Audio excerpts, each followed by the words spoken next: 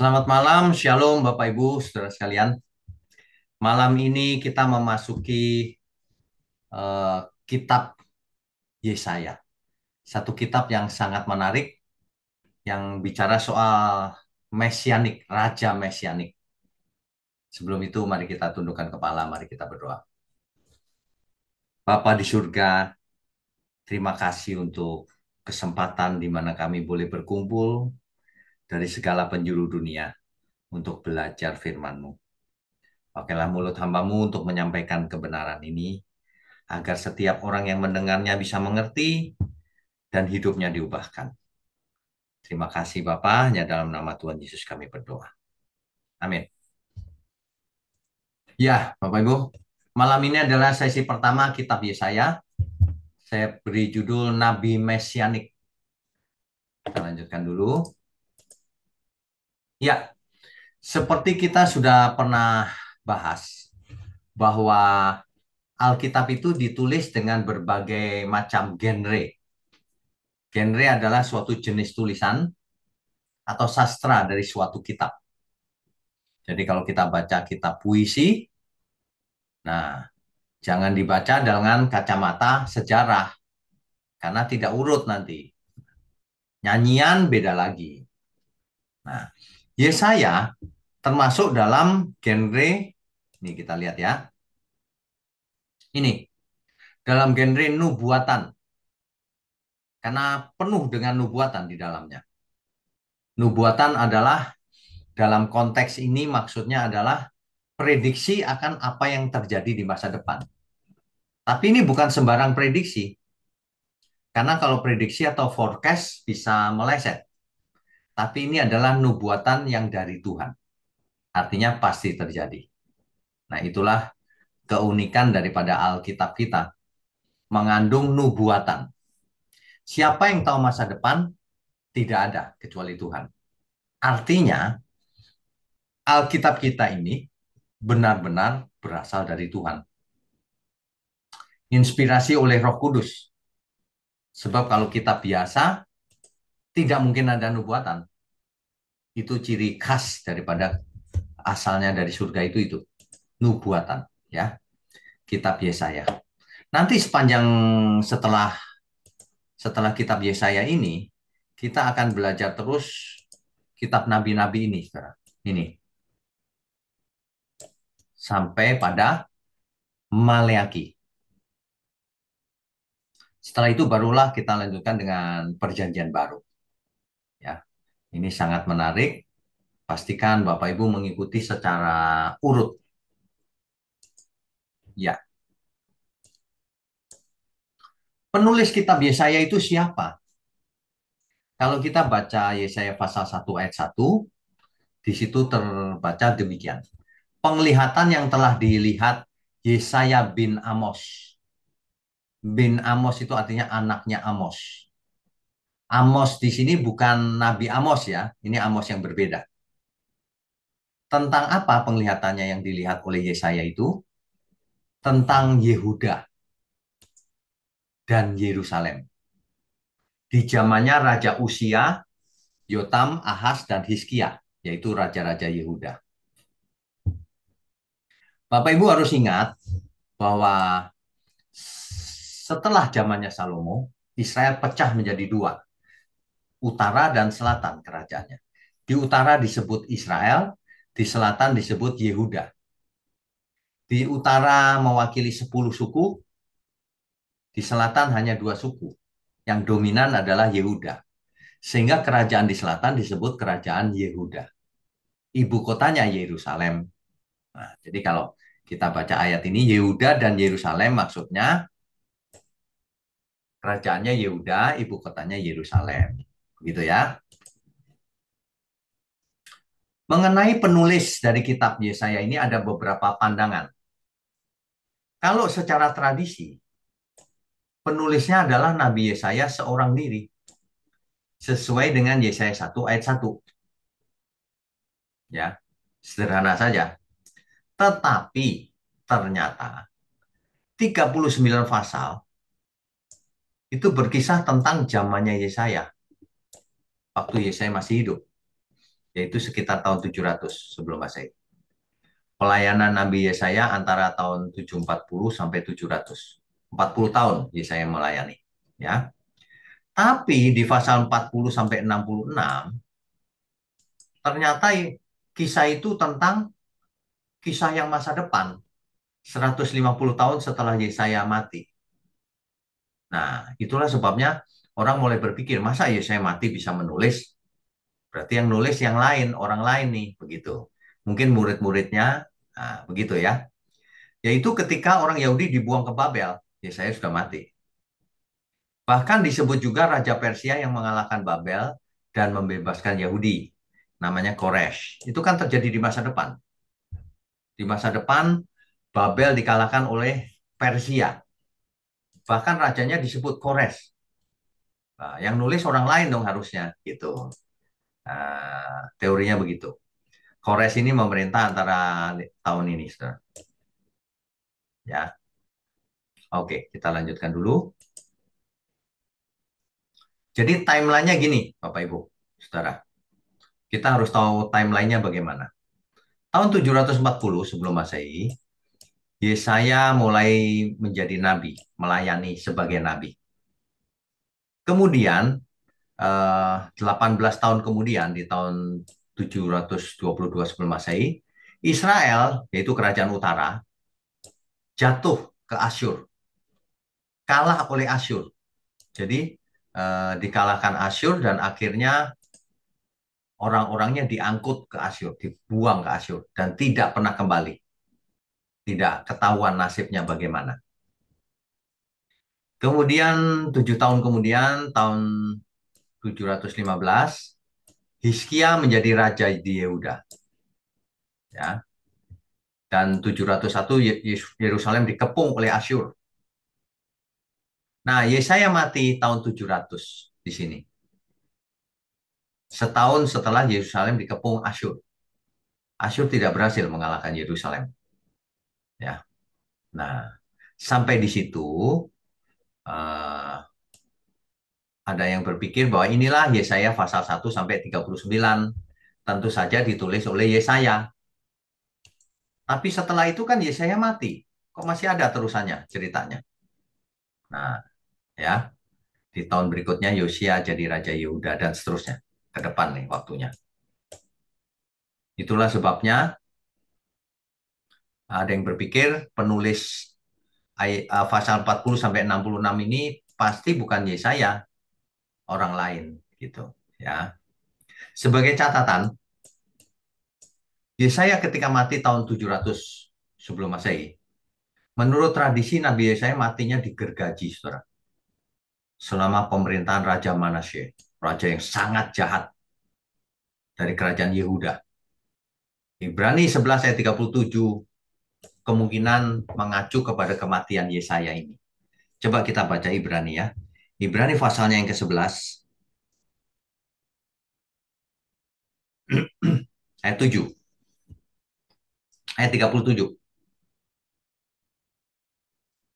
Mereka dilempari, digergaji, dibunuh dengan pedang, mereka mengembara dengan berpakaian kulit domba dan kulit kambing sambil menderita kekurangan, kesesakan dan siksaan. Menurut tradisi Yesaya digergaji menjadi dua bagian. Waduh, kejam sekali. Uh,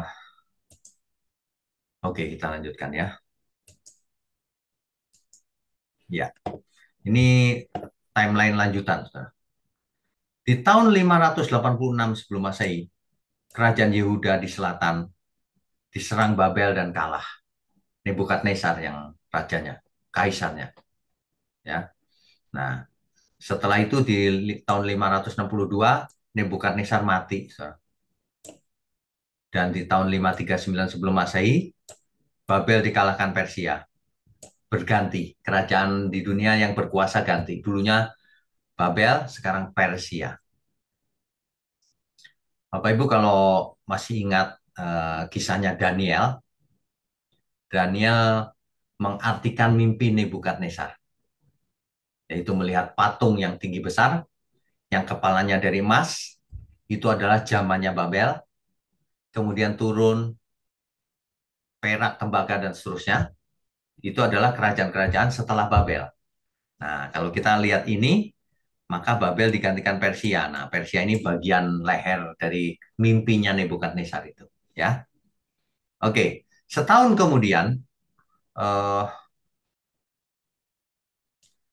kemudian orang Yahudi sebagian pulang ke Yerusalem.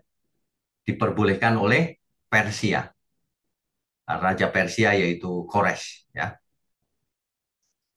oke. Kemudian di tahun-tahun berikutnya Ezra kembali, Nehemia kembali, Bait Allah dibangun lengkap lagi.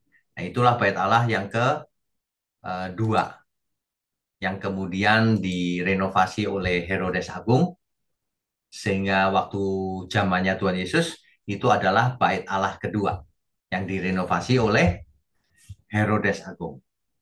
Dan setelah Herodes mati, pembangunan Bait Allah masih dilanjutkan. Selesainya sekitar 64.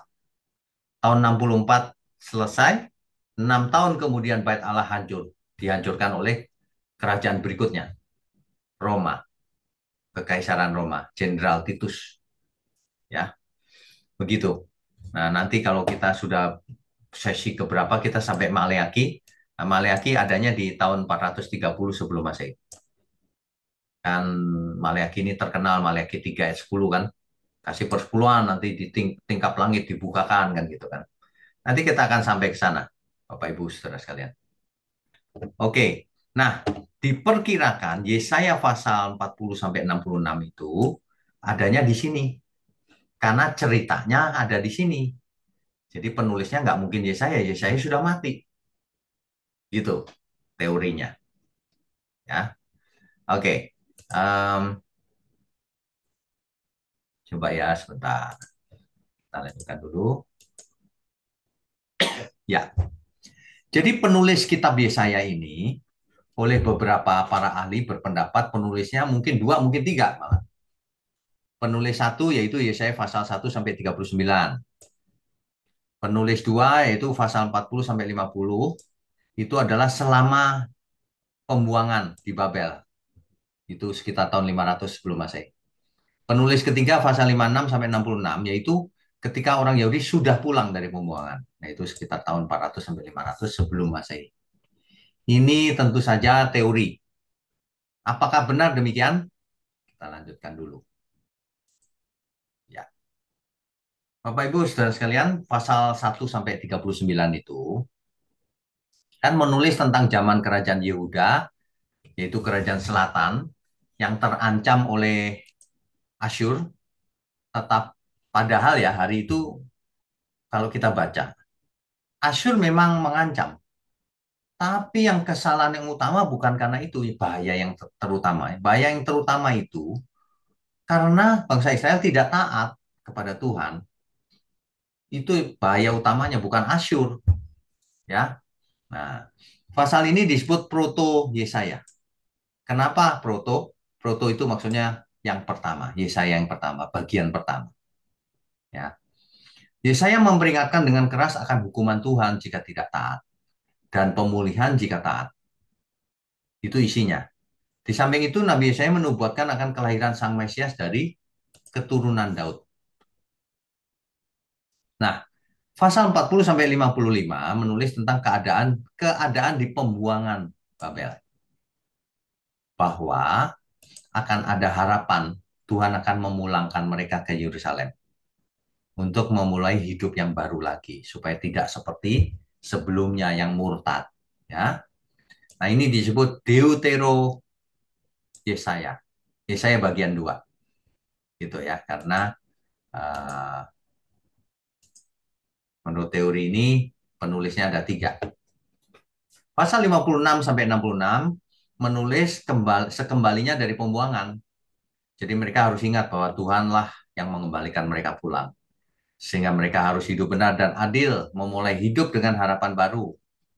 Ya, pasal ini disebut Trito Yesaya. Kenapa? Yesaya bagian 3. Begitu ya. Nah, itu adalah teorinya. Tetapi, ada tetapinya juga. pandangan bahwa ya kitab Yesaya ini ditulis oleh lebih dari satu penulis mulai ditinggalkan orang. Kenapa? Karena begini, pasal 40 sampai 66 itu kan cerita tentang masa depan. Bukan berarti Yesaya mati lalu tidak ditulis Yesaya, bukan itu. Itu tentang nubuatan masa depan. Alasannya begitu. Diperkuat lagi dengan salinan tertua kitab Yesaya yang lengkap, yaitu The Great Scroll of Isaiah, itu gulungan laut mati, itu ditemukan sekitar 125 tahun sebelum Yesus. Ditulisnya maksudnya. Berasal dari tahun 125 tahun sebelum Yesus, sebelum Masehi. Di situ tulisannya lengkap dari pasal 1 sampai akhir, sampai 66. Nggak ada jedahnya. Jadi sebenarnya yang nulis satu orang, yaitu Nabi Yesaya. Nah, dari 40 sampai 66 cerita masa depan itu adalah nubuatan. Begitu penjelasannya. Itu tentang penulisnya kitab Yesaya ya. Di sini peta di zamannya Yesaya. Bapak Ibu ingat ya, di sini Mesir, kemudian di sini Israel, di sini Israel, ya. Asyur ada di sini, ibu kotanya Niniwe, ya. Kemudian Babel ada di sini. Ini Babel, ibu kotanya Babylon, ini Babel, ya. Ini media Persia. Nanti ketika Persia menang, dia menguasai daerah ini, Bapak Ibu. Luas sekali. Jadi Asyur dan Babel kalah semua sama Persia. Begitu ya. Ini adalah Arab, Edom, dan seterusnya. Kalau kita mengerti petanya akan lebih baik. Oke, kita lanjutkan dulu. Nah, mengenai nama Yesaya.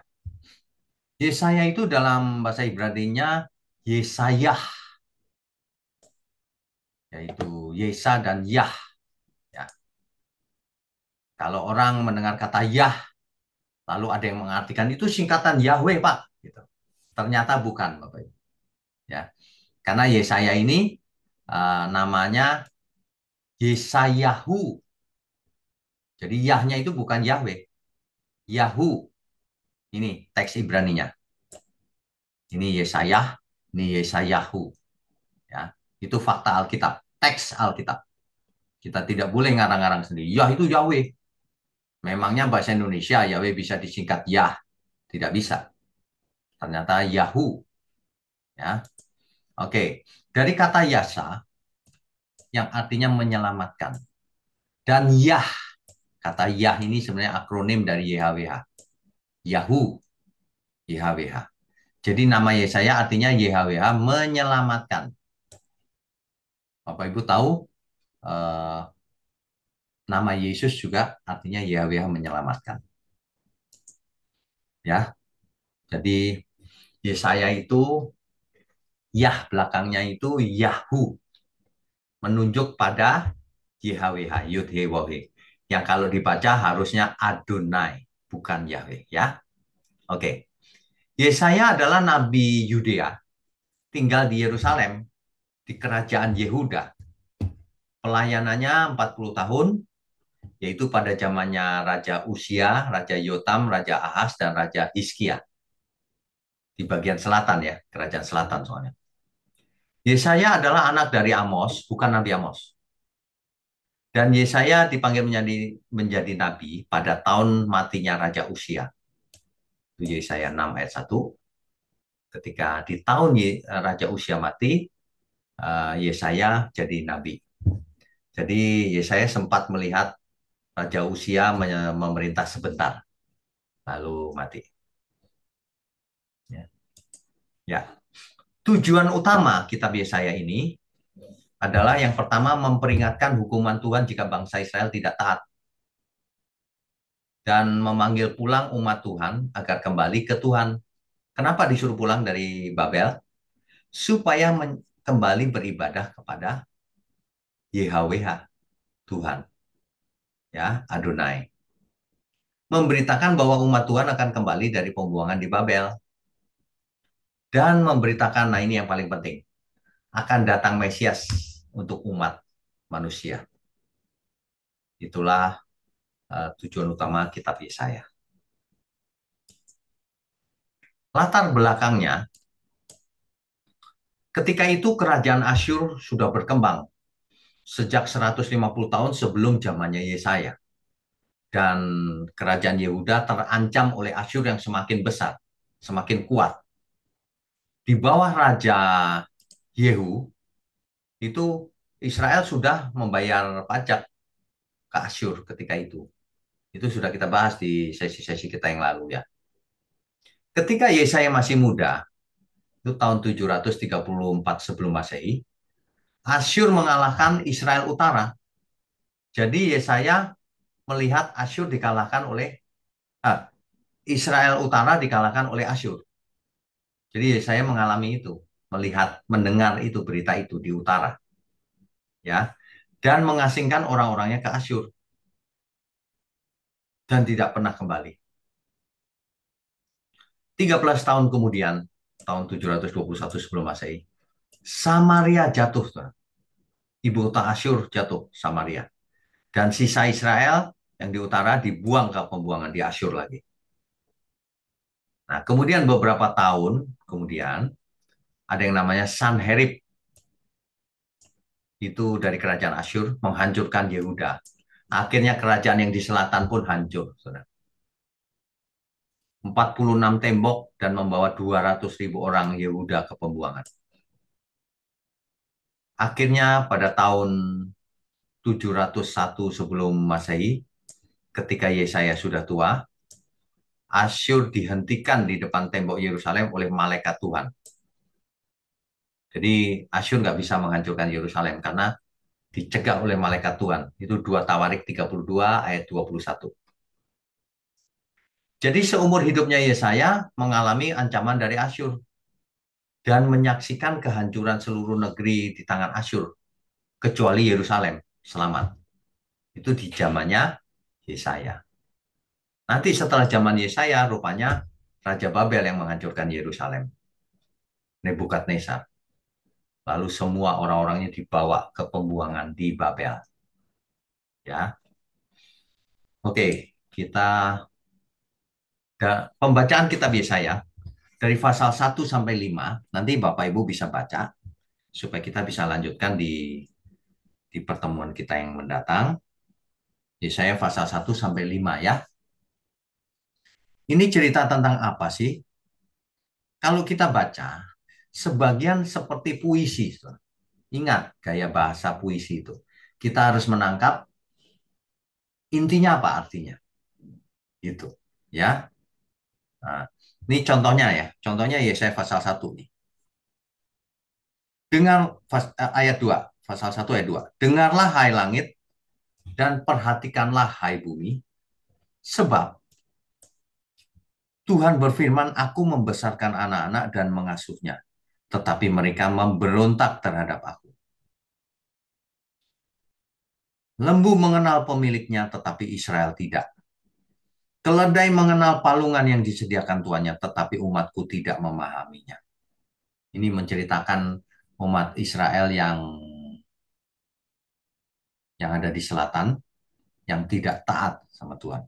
Ya, sehingga ayat 4-nya, celakalah bangsa yang berdosa, kaum yang syarat dengan kesalahan, keturunan yang jahat-jahat, anak-anak yang berlaku buruk, mereka meninggalkan Tuhan, menista yang Maha Kudus, Allah Israel, dan berpaling membelakangi Dia.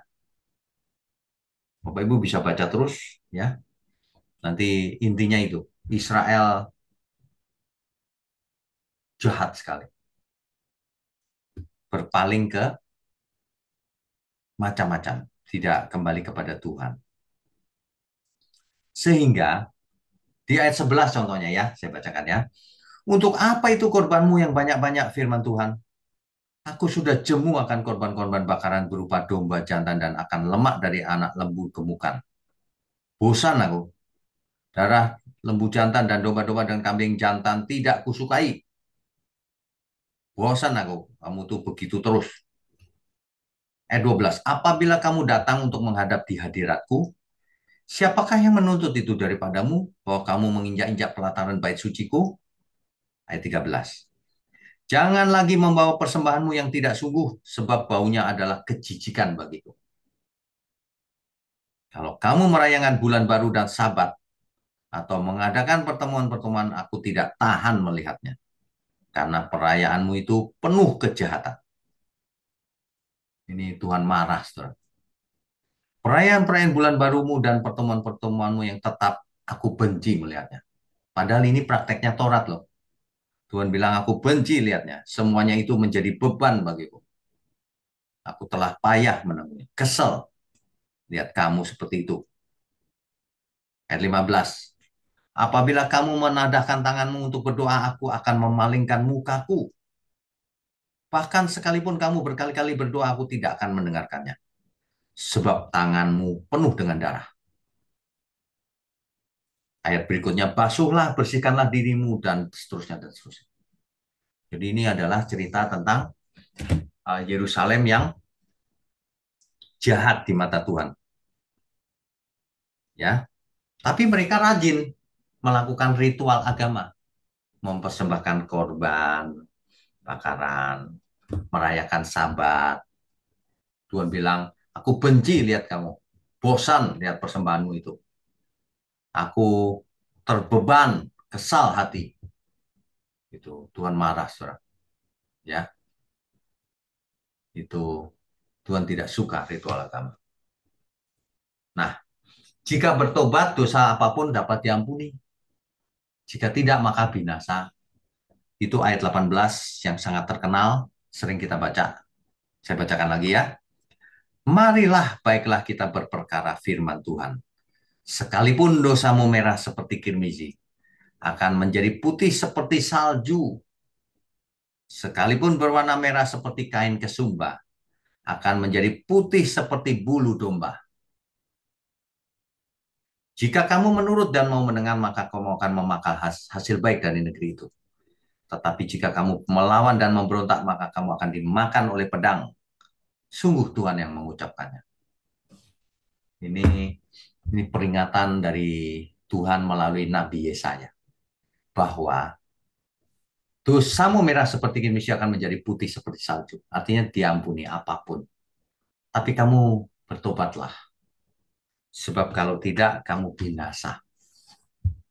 Ya. Nah,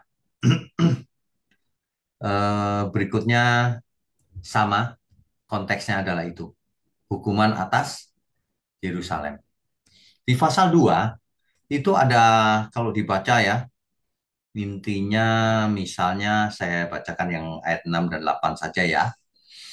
Sungguh telah kau buang umatmu, yakni kaum keturunan Yakub, sebab di mana-mana mereka melakukan tenung seperti yang di timur, dan sihir seperti orang Filistin, dan orang-orang asing di antara mereka terlalu banyak. Rupanya umat Tuhan ini sudah melakukan tenung dan sihir. Ya, dia 8 negerinya penuh berhala-berhala. Mereka sujud menyembah kepada buatan tangannya sendiri dan kepada yang dikerjakan oleh tangannya. Rupanya mereka menyembah berhala juga, saudara. Sehingga membuat Tuhan marah besar. Pasal 3, saya bacakan ayat 10-11-nya saja. Kira-kira begini, orang orang benar akan berbahagia, orang fasik akan celaka. Ya, di pasal 4-nya Tuhanlah yang akan membersihkan Yerusalem. Gitu. Ya. Di pasal 5-nya itu nyanyian tentang kebun anggur. Coba kita baca ya. Nyanyian tentang kebun anggur. Mulai ayat 1 ya, saudara ya. Sebentar, saya mau bacakan. Nyanyian tentang kebun anggur. Aku hendak menyanyikan nyanyian tentang kekasihku. Nyanyian kekasihku tentang kebun anggurnya. Kekasihku itu mempunyai kebun anggur di lereng bukit yang subur. Ia mencangkulnya dan membuang batu-batunya dan menanaminya dengan pokok anggur pilihan. Ia mendirikan sebuah menara jaga di tengah-tengahnya dan menggali lubang tempat memeras anggur. lalu dinantinya supaya kebun itu menghasilkan buah anggur yang baik. Tetapi yang dihasilkannya ialah buah anggur yang asam. Maka sekarang hai penduduk Yerusalem dan orang Yehuda, adililah antara aku dan kebun anggurku itu. Ayo, gimana? Siapa yang salah? Ini menggambarkan, ini Tuhan menyindir Yerusalem, Israel. Israel itu kebun anggurnya. Sudah disayang-sayang, kamu asam rasanya ya buahnya ya. Itu kira-kira. Ya, ayat 4. Apakah lagi yang harus diperbuat oleh kebun anggurku itu yang belum kuperbuat kepadanya? Aku menanti supaya dihasilkannya buah anggur yang baik. Mengapa yang dihasilkannya hanya buah anggur yang asam? Maka sekarang aku mau memberitahukan kepadamu apa yang hendak kulakukan kepada kebun anggurku itu. Aku akan menebang pagar durinya sehingga kebun itu dimakan habis. Dan melanda temboknya sehingga kebun itu diinjak-injak. Aku akan membuatnya ditumbuhi semak-semak, tidak dirantingi dan tidak disiangi, sehingga tumbuh putri malu dan rumput. Aku akan memerintahkan awan-awan supaya jangan diturunkannya hujan di atasnya. Sebab kebun anggur Tuhan semesta alam ialah kaum Israel. Perhatikan Bapak Ibu, kalau baca Alkitab. Kalau lengkap baru kita tahu. Coba ayat satu saja, ini apa sih gitu kebun anggur. Nah setelah dibaca satu perikop, kita baru tahu. Ini Tuhan menyindir Israel dengan nyanyian. Di ayat 7 dijelaskan tuh, sebab kebun anggur Tuhan semesta alam ialah kaum Israel. Dan orang Yehuda ialah tanam-tanaman kegemarannya. Dinantinya keadilan tetapi hanya ada kelaliman. Dinantinya kebenaran tetapi hanya ada keonaran. Israel diumpamakan seperti pohon anggur, berbuahnya asam, padahal sang pemilik kebun berharap buahnya manis. Nah, gitu ya. Jadi ini perumpamaan kebun anggur ini bagus ini. Itu kalau dibaca lengkapnya, kira-kira begitu. Bahwa Tuhan marah sama Israel. Itu sampai pasal 5, saudara. Nanti di Rabu depan kita akan lanjutkan pasal 6 dengan topik yang berbeda memang. Ya, coba kita lanjutkan dulu slide kita.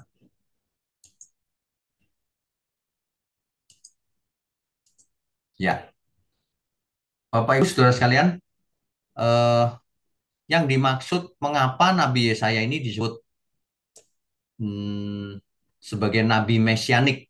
Yesaya disebut Nabi Mesianik. Kenapa? Karena ia menubuatkan akan kelahiran Mesias yang dijanji-janjikan itu. Sebagai penggenapan kejadian 3 ayat 15. Bahwa keturunan perempuan ini akan meremukkan kepala si ular. Itu tentang Mesias.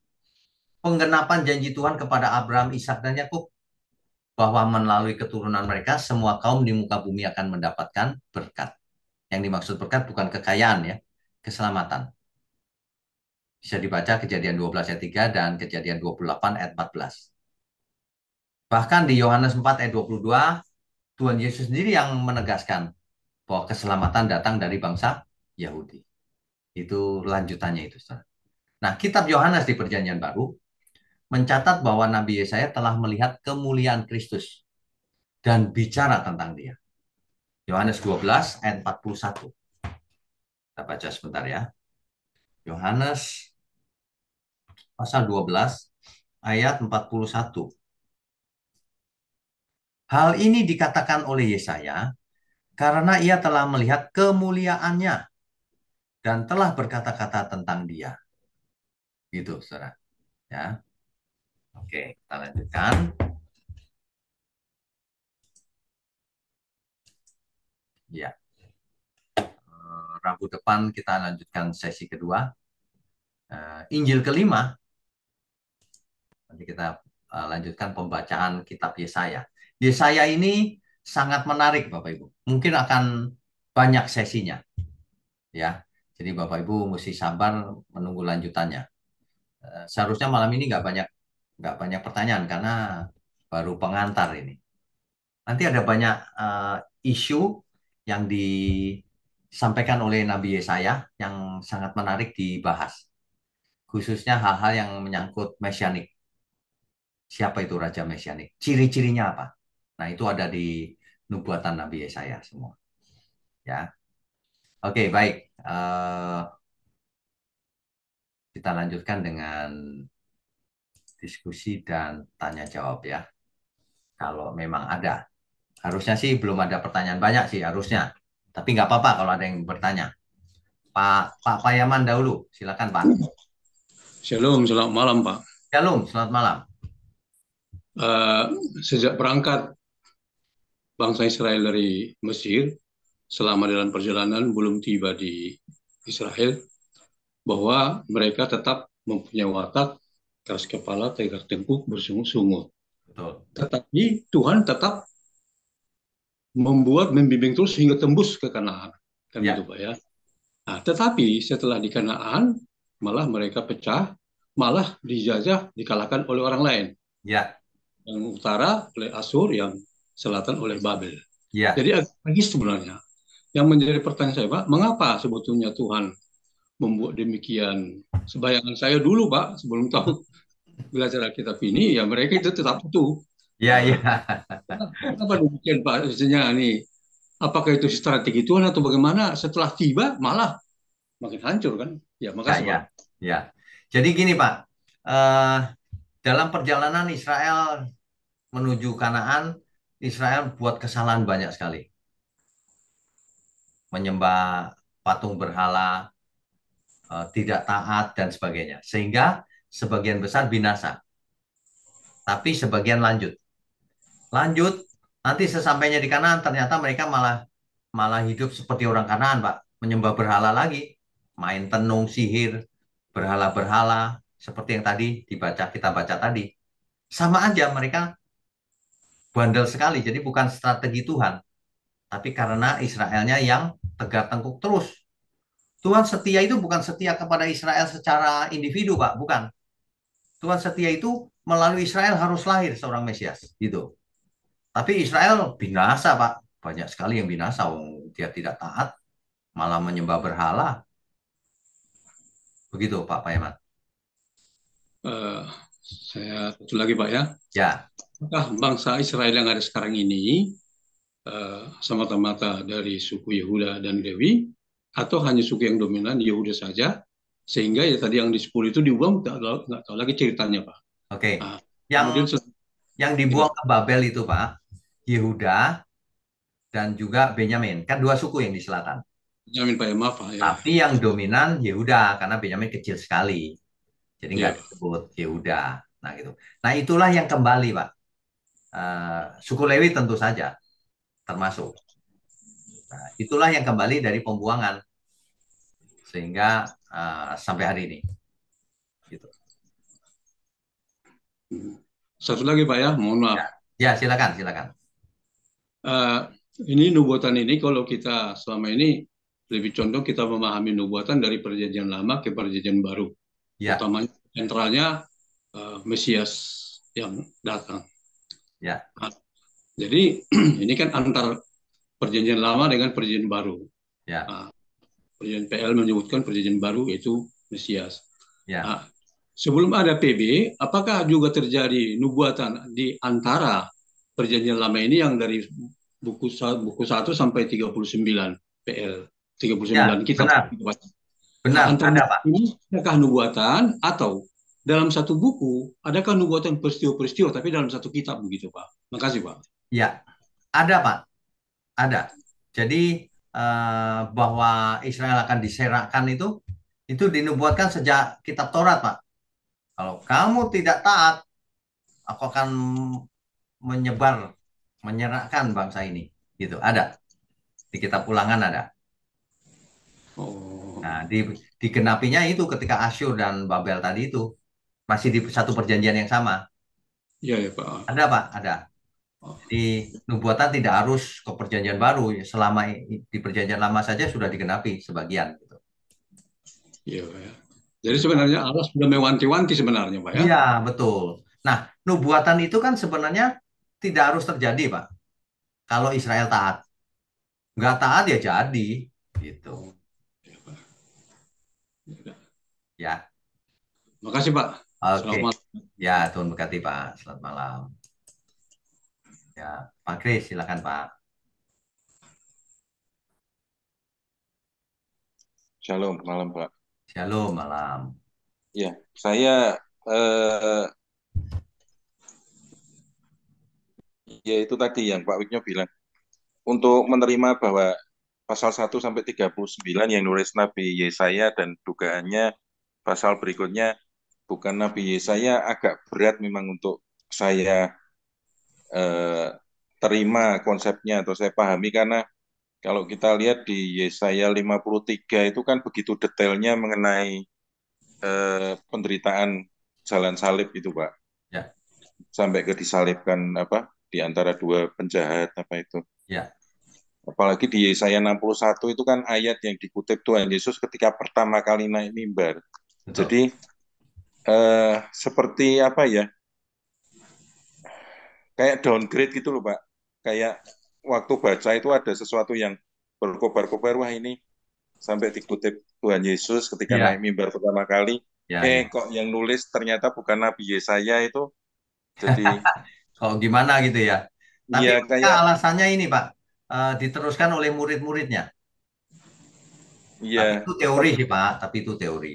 betul, betul. Cuma maksudnya siapa yang bisa terima pewahyuan seperti itu kalau bukan Nabi Yesaya itu kan jadi ada hati kecil ada Ya, kayak timbul pertanyaan itu Pak. mengerti. Makanya, Pak, kita lebih cenderung yang semuanya Nabi Yesaya. Iya, Karena gulungan laut mati juga semuanya utuh kok, nggak dibagi-bagi. iya. Dan ini di pasal 1 sampai 5 terutama di pasal 1 apa itu sebetulnya sebagian terefleksi di gereja zaman sekarang Pak karena banyak orang Kristen yang hidupnya makin eksklusif Ya, eh, pusat alam semesta ada di dirinya, jadi kemakmuran dan lain-lain itu ditarik ke titik pusatnya ke diri sendiri dan apa sebetulnya kan itu kalau baca di pasal 1 itu kayak sindiran untuk gereja zaman sekarang, Pak. Kalau menurut cocok, Pak Wisnya gimana? cocok, Pak. Sebenarnya kejahatan itu dari dulu kan nggak ada yang baru, Pak. Itu aja, Pak. Iri hati, Iya, pusatnya diri sendiri, bengis terhadap sesama, tidak adil kan. Topiknya itu aja, Pak. Nggak ada yang lain. iya, MO-nya diulang-ulang, Pak. Iya, cuma sarananya beda-beda. Sekarang sarananya YouTube, itu. Yang saya agak miris itu di Yesaya 4 ayat 1 yang ditulis pada waktu itu 7 orang perempuan akan memegang seorang laki-laki serta berkata, kami akan menanggung makanan dan pakaian kami sendiri, hanya biarlah namamu dilekatkan kepada nama kami, ambillah aib yang ada pada kami. Ya, Jadi sampai ke begitu desperate-nya jadi kayak harkat manusia itu begitu ya, jatuhnya Pak karena itu kan seperti gambaran terjun masuk ke dasar sumur yang ada di dalam jurang Pak betul, begitu betul. Ini nah gitu. memang keadaannya sangat parah, Pak. Jadi dipakai bahasa-bahasa seperti ini. Nanti bahkan Nabi Yesaya disuruh telanjang, Pak. Selama berapa tahun loh. Ya, Untuk menggambarkan keadaan Israel yang begitu parahnya. satu yang terakhir Pak saya mau Ya. tanya Yesaya 5 ayat 4 itu ada kata yang baru sekali ini saya temui di Alkitab Pak apatah. Wah, ini apa ya? Kok apatah ya? Iya, Yesaya 5 ayat 4 Ini ini salah ketik kali ya. Apakah mestinya ya? Apakah lagi yang harus diperbuat?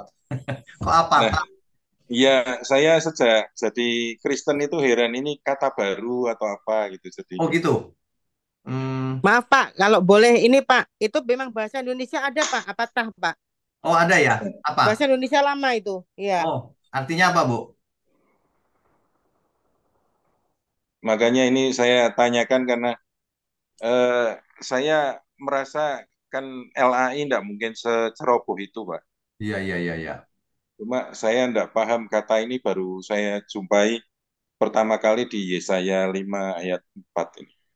Ini Interupsi, Pak. Apatah artinya satu kata pertanyaan yang tidak perlu dijawab? Itu bahasa dulu kita belajar. Mungkin oh, Oh, beberapa puluh tahun lalu.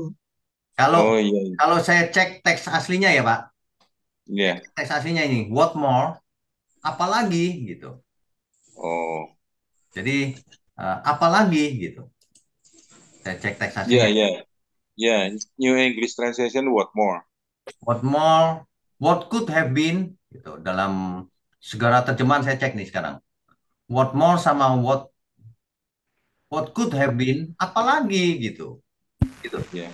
Jadi Tanda Jadi itu, tanya untuk menanyakan sesuatu yang tidak memerlukan jawaban, Pak. ya iya, kira-kira menguatkan lah. Apalagi kan semuanya sudah gitu kira-kira. iya, Kan kebun ya, anggur itu udah kurawat baik kok kamu masih asem gitu. iya. Cuma karena ini saya baru pertama kali ketemu kata itu di Yesaya ini sepanjang baca Alkitab, makanya daripada ganjel, Ya ya. unek-uneknya saya. Tadi saya pikir salah ketik Pak Malan. Nggak mungkin salah ketik ya. LAI enggak mungkin, Pak. Ya ya ya. Nah, ternyata Ya, bahasa Inggrisnya itu apalagi gitu. betul, betul, Pak. Ya, Oke. cuma saya ganjel gitu aja itu, Pak. Ya ya. Makasih, Pak. Tuhan berkati. Oke, Tuhan Kati. Ya, ini Bu siapa? Rintati ya, silakan Bu.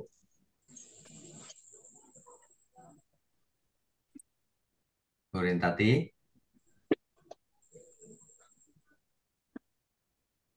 nggak bisa. Oke, Bu Meme aja. Oh, bisa. Baik, Silakan. baik, Pak. Ya, silakan. Ya, Silakan. salam, selamat malam, Halo, Pak. Terima kasih untuk malam. kesempatan malam hari ini. Ya, Saya ini mau nanya tentang dari penjelasan yang tadi juga sih, Pak, tapi ya, berhubungan dengan yang lain gitu. ya, ya, silakan. Tentang peringatan Nabi Yesaya itu kan bertobatlah supaya kamu tidak binasa seperti itu ya. Ya, Eh, Waktu apa namanya ibadah minggu kedua itu khotbah minggu kedua itu Pak, saya ingat dengar tentang bahwa setiap orang harus menghadap tahta pengadilan Kristus itu ya, ya. betul. Maksudnya siapa saja gitu, baik atau buruk Ya, kehidupannya. ya, Tapi waktu saya baca Injil Yohanes ya Pak, di Yohanes 5 ayat 24 kan dikatakan barang siapa mendengar perkataanku dan percaya kepadaku, kepada Bapa, kepada Dia yang mengutus aku, ia mempunyai hidup yang kekal dan tidak turut dihukum, sebab ia sudah pindah dari dalam maut ke dalam hidup. ya, betul. Itu gimana kita menyikapi Pak? Tapi kan di dalam surat Paulus ke Korintus atau di Roma itu kan dikatakan setiap orang harus dihukum, sedangkan di sini tidak turut dihukum gitu. Bentar, Bu. Maksudnya kurang Ibu salah itu. baca. Ibu salah baca. Korintus itu Gimana? bukan setiap orang dihukum. Di Korintus itu setiap orang harus menghadap tahta pengadilan Kristus untuk bertanggung jawab. Kalau baik di hadapan Tuhan ya nggak dihukum. Kalau jahat di hadapan Tuhan ya dihukum. Nah, sama dong. Ini juga gitu. Kalau baik di hadapan Tuhan, percaya artinya berarti dia sudah punya hidup kekal, nggak turut dihukum. Gitu. Jadi itu Korintus bukan dihukum loh, Bu. Menghadap tahta pengadilan Kristus untuk mempertanggungjawabkan apa yang diperbuat Oh, sama ia hidupnya. Kalau oh baik ya nggak seperti itu ya dihukum. Pak ya. Kalau jahat di mata Tuhan ya pasti dihukum. Oh iya, Iya kan? iya berarti saya Nah, salah ya, menanggapnya ya Pak yang ya. ini Menghadap tahta ya pengadilan Kristus itu bukan bukan berarti dihukum. harus dihukum. Ya, oh Nah, iya begitu ya Pak bertanggung ya. jawab maksudnya. Oh, jadi di dalam Injil Yohanes ini memang sudah dijelaskan bahwa setiap orang yang sudah percaya kepada Bapa Mm-mm. melalui Yesus Kristus Ya, sudah berpindah ke dalam hidup ya. seperti itu ya Pak ya. Artinya dimintain tanggung Artinya, jawab ya nggak masalah, nggak dihukum, udah lolos. oh ya. Nah, yang tadi itu mau memperingatkan bahwa hidup kita ini nanti dimintain pertanggung jawab loh, gitu. Seperti Tuhan Yesus mengajar perumpamaan tentang talenta, Bu. Ada yang diberi satu, ada yang diberi dua, ada yang diberi lima kan? Iya. Ketika Tuhan Yesus datang lagi, ditanyain buat apa itu talenta itu? Dimintain tanggung jawab maksudnya.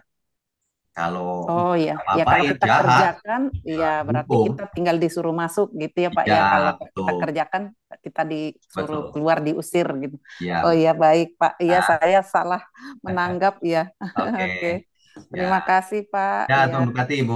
Tuhan Oke. berkati. Bu Meme, Shalom Pak Wigno, selamat malam. Shalom. Ya, Ya, silakan.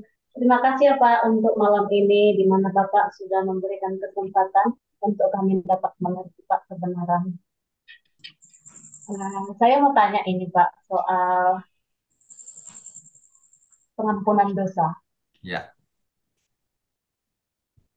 Tuhan kan Pak mengajarkan bahwa dosa hanya diampuni melalui Kristus. ya, Menurut kita perjanjian baru ya Pak ya. ya, Tetapi Tuhan adalah pribadi yang berada di luar waktu yang dapat mengampuni dosa melalui Kristus. melalui apa? Kristus kapanpun dia mau. Ya, lalu Nah, pertanyaannya? Tuhan kan tidak dibatasi ya Pak untuk Ya, orang hidup ini Pak. Pertanyaan saya gini Pak, pada zaman di zaman Israel kan pengampunan dosa mereka adalah korban bakaran. ya, Padahal Tuhan Yesus mengajarkan di Ibrani ayat 10 itu persembahan yang sempurna Pak. ya, Tuhan Yesus mengajarkan bahwa hanya darah Tuhan Yesus yang dapat menghapuskan dosa. ya. Bagaimana mungkin Tuhan mengampuni dosa, Pak? Karena Kristus belum datang ya, Pak ya. Oke, Walaupun mengerti, mengerti. ya, Ya, jadi begini, ketika Tuhan Yesus belum datang, maka disediakan hukum Taurat oleh Tuhan. Barang siapa melakukan Taurat, ia dibenarkan di zaman itu. Karena Taurat kan diberikan Tuhan juga. Artinya taat kepada Tuhan. Nah, ketika Kristus datang, Taurat sudah selesai. Nah, harus ikut kehendak Tuhan. Kan begitu. Jadi beda. Beda. Nah, kalau Tuhan nggak mati di kayu salib, semua orang nggak ada yang selamat.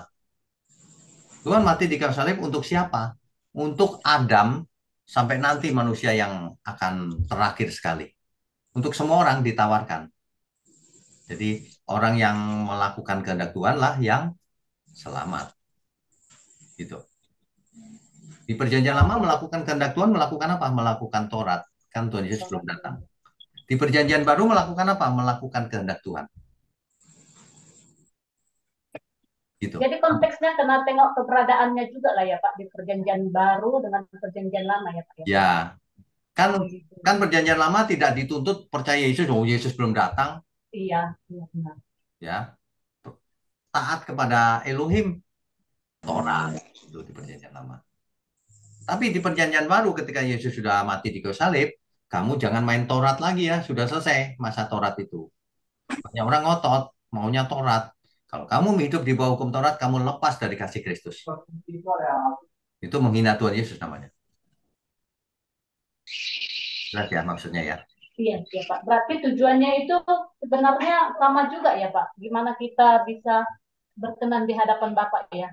Iya, itu saja. Yang penting kita menyenangkan Tuhan, ya udah, itu aja yang diminta. Nah, menyenangkan Tuhan kan panjang ceritanya gitu. Jadi Pak, seandainya Tuhan Yesus kalau enggak mati di kayu salib, gimana dengan zaman di perjanjian lama? Apa juga binasa ya Pak? Oh, kalau Yesus nggak mati di kayu salib, nggak ada juru selamat ya, semuanya binasa. Oh iya.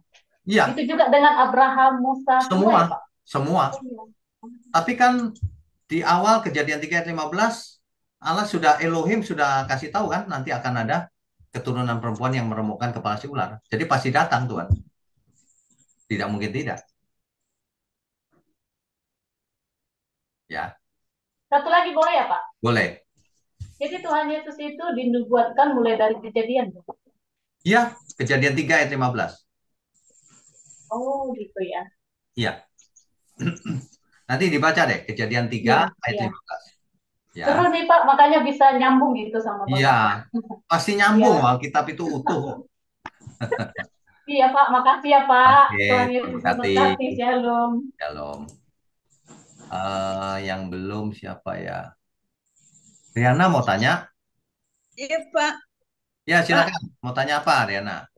Tadi Bapak bilang Nabi Yesaya itu disebut YHWH, itu sebagai penyelamat.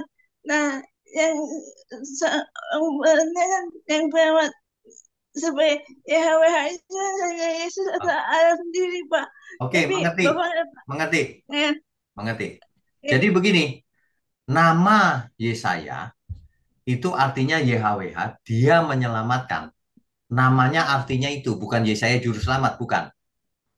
Tapi Yesaya diutus oleh Tuhan untuk mengabarkan kabar baik bahwa akan lahir seorang anak, yaitu Mesias itu. Nah, nama Yesaya artinya YHWH menyelamatkan, tapi bukan Yesaya juru selamat, bukan. Yesaya nabi yang menubuatkan lahirnya juru selamat, gitu. Ya, jangan salah ya, Yesaya bukan juru selamat. Juru selamat yang dimaksud Iya, adalah Yesus. Gitu. iya, Begitu ya, iya, Ariana Pak. ya. Ya, makasih, Pak. Oke, Tuhan berkati. Ya, Mas. Lanjutkan Rabu depan ya. Ini topiknya, kitab Yesaya ini topiknya banyak dan menarik-menarik. Ya, oke, malam ini cukup. Kita tundukkan kepala, yuk. Kita berdoa. Bapa kami yang di surga, kami sungguh mengucap syukur untuk malam ini. Kami mulai masuk ke dalam kitab Yesaya. Sebuah kitab yang menubuatkan tentang Sang Mesias, tentang Engkau ya Tuhan.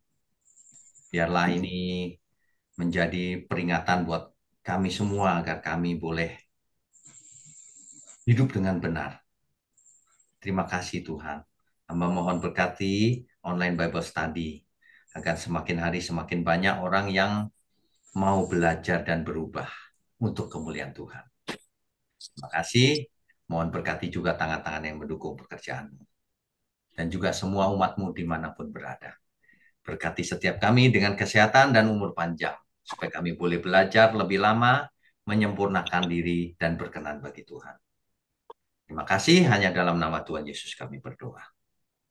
Amin.